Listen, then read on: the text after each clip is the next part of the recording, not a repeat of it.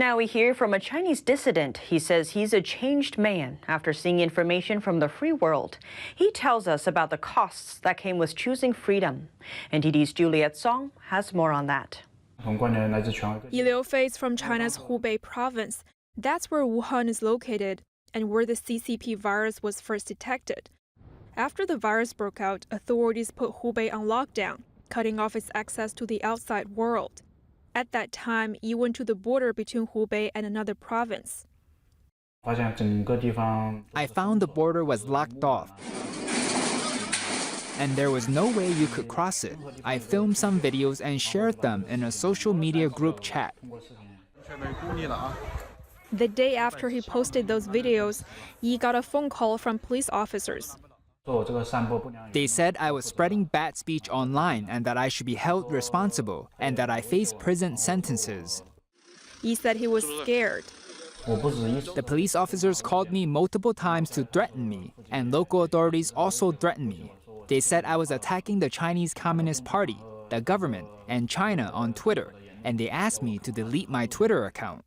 In China, Western social media platforms like Twitter and Facebook are blocked. Authorities use an internet firewall to control what China's 1.4 billion people can see online. But many citizens use software to break through the censorship, and Yi is one of them. In 2011, Yi found a way to cross the internet firewall and access information that's censored in China. I was really shocked by what I read. For example, the truth about the Tiananmen Square massacre, the famine in Mao Zedong's era, and the Chinese Communist Party's suppression. Turns out that Chinese people suffered so much. Before this, I was brainwashed by the party's propaganda, thinking that the party is great and that former party head Mao Zedong is great. In 1989, the massacre at China's Tiananmen Square shook the world. The regime sent troops firing gunshots at students who were asking for democracy. But inside China, many citizens don't even know about the event. And for those who do know, many believe what the regime told them, that the students were a mob of extremists. As for Yi, it's not easy for him to communicate what he's seen with his friends.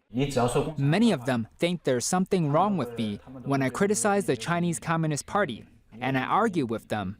I lost many friends because of our different viewpoints. This caught him by surprise. I didn't expect that we would live in parallel worlds. One group is people like me who have waken up to what is truly happening, but the other group doesn't know, and it's like we're in two different worlds. It's a painful experience for me because I have learned about the regime's cover-up, but I can't help change the situation. Meanwhile, the police kept calling him.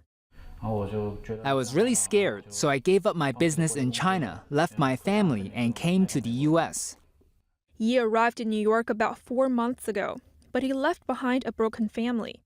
Local authorities learned that he joined some pro-democracy activities after coming to America, and they went to his hometown to pressure his parents.